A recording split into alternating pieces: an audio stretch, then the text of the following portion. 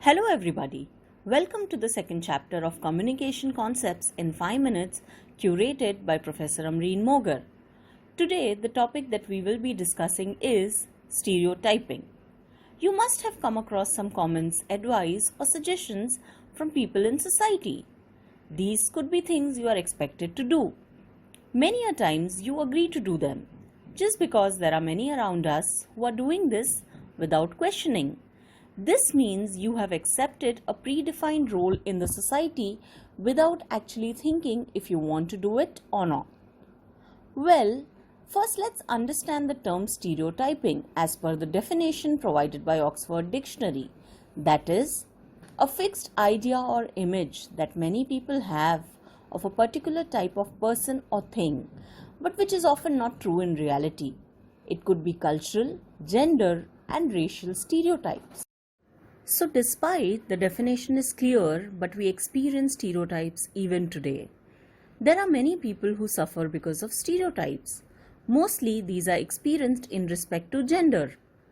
The question that arises then is, what is gender stereotyping? A gender stereotype is a generalized view or preconception about attributes or characteristics that are ought to be possessed by women and men, or the roles that are or should be performed by men and women. This chapter we will discuss on gender stereotypes with respect to women. Gender stereotypes can be both positive and negative. For example, when a statement women are nurturing is made, it is considered positive, or women are weak, it is negative. Our society has created common stereotypes that is associated with women. Let's understand with the help of some examples. First, a woman's place is in the home. Her best job is that of a homemaker. Second, the most important and valuable asset of a woman is her physical beauty. Third, women are dependent, coy, and submissive. Fourth, women are women's worst enemies.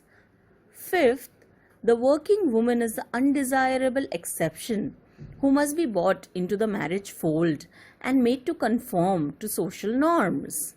And the last, a good woman is a traditional housewife ready to adjust and suffer in silence for the respect of her and her husband's family, pious and submissive. The modern woman who asserts herself and her independence is undesirable and can never bring happiness to anybody nor find happiness herself. You may think here of how Tulsi from Kyunki Saas Bhi Kabhi Bahu Thi was the ideal housewife and Kamalika with the so-called modern attire and attitude as the vamp. There are numerous television show examples to illustrate these points. By now, you must have got an idea what stereotypical comments are. To understand this better, a team of researchers studied global perceptions linked to gender. The striking feature of their research showcased that men are more likely to be seen as brilliant than women.